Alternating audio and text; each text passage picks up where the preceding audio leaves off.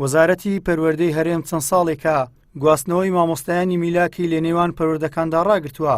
لە کاتێکدا بەپێی یاسا مامۆستایان دوای چەند ساڵێک لە خزمەت دەتوانن داوای گواستنەوە بۆ سنووری پەروەردەی خۆیان بکەن.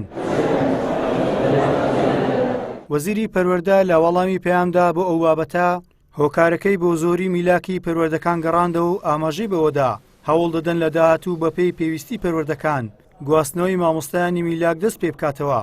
هەندێک حاڵەتی گواستنەوە هەیە، ئەوانەی شێرپەنجەیان هەیە چەند ساڵ نییە، ساڵێک دوو ساڵە، ئەوانەی کە شێرپەنجەیان هەیە دەگوازرێنەوە، ئەوانەی کە عیلاجی شیمیایی بەکارهێنن یان ئەوانەی کە حەبی هۆرمۆنە تیشکە ئەوانەیان هەیە، ئەوە دەکرێت بەڕێوەبەرایەتی گشتی پەروەردەکان بیان گوێزێتەوە. بەس ئەوەی دیکە دەبێت جارە بزانین میلاکاتمان چۆن تەنزیمە بێتەوە کاتە ئەگەر پێویست بوو بڕیارە بێت. لای خۆیانەوە مامۆستایان گواستنەوە بۆ سنووری پەروەردەکانی خۆیان با مافێکی یاسایی دەزانن. هاوکات پێیان وایە نزیکی شوێنی دەوام لە شوێنی نیشتەجێبوون فاکتێرێکە بۆ باشتر ڕاپەڕاندنی ئەرکەکانیان.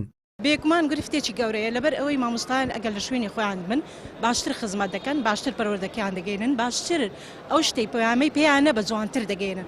بەڵام ئەگەر لە سنووری خۆی نەبی یان لە شوێنی خۆی نەبی لەوانەیە زۆر شت هەیە بیکاتن و بیڕێتن بەڵام تەواوی نەگەینیتن. بۆ نمونە من بەخۆم چەند ساڵێک لە دەرەوەی سنووری خۆم بوویمە، هەرچەندە ویستیتم بتوانم ئەو پەیامی کە پێیتم بە جوانی بگەینم، بەڵام بیرم فکرم هەر لە لایەکی دیکە بووە، نەمتوانی بەتەواوی بگەێنم لەبەر ئەوەی فکرم لە خێزانەکەی خۆم بووە. سەرۆکی یەکێتی مامۆستایان لەسەر ئەم پرسە پاڵپشتی مامۆستایانە و پێی وایە چەند ساڵێکە لەلایەن وەزارەتی پەروەردەوە غەدر لە مامۆستایان دەکرێت، بە تایبەتی ئەو مامۆستایانەی تەمەنێکیان لە خزمەتی کەرتی پەروەردە بە خرج داوە. ساڵانی ڕابردوو دەستکرا بە دانانی وانەبێژ و مامۆستایانی وانەبێژ ئاسانکاریێکی زۆریان کرد بۆ گواستنەوەی مامۆستایان بە هەر شێوەیەک بێت گواستنەوە ڕاوەستەوە. ئەمە بەڕاستی ئەمە بینین غەدرێکی گەورە لە مامۆستا کرێت، بە تایبەتی ئەو مامۆستایانە کە 15 ساڵ 16 ساڵ 17 ساڵ هەیەە خزمەتیان هەیە پێویستە پەروەردە خەمیان بخوا. بەڵام ئێمە لەگەڵ ئەوەینا کە فۆرمی گواستنەوە مەرجەکان چەند قورس بێ کێشە نییە، بەڵام گرنگەوەتە فۆرمی گواستنەوە بێت.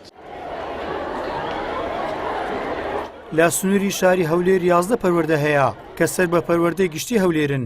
لەسەر میلاکی ئەم 11 پەروەردەیە زیاتر لە 36,000 مامۆستا داوام دەکەن. لەو ژمارەیەش 12,000یان بە سیفەتی وانەبێژ وانە دەڵێنەوە. جگا لە کێشەکانی پاشەکەوت و لێبڕنی موچە چەند ساڵێکە گواستنەوەی میلاکی مامۆستایان لە پەروەردەیەکەوە بۆ سنووری پەروەردەیەکی دیکە ڕاگیراوە، ئەماش بە بیانووی زۆری میلاکە لە پەروەردەکان بەگشتی.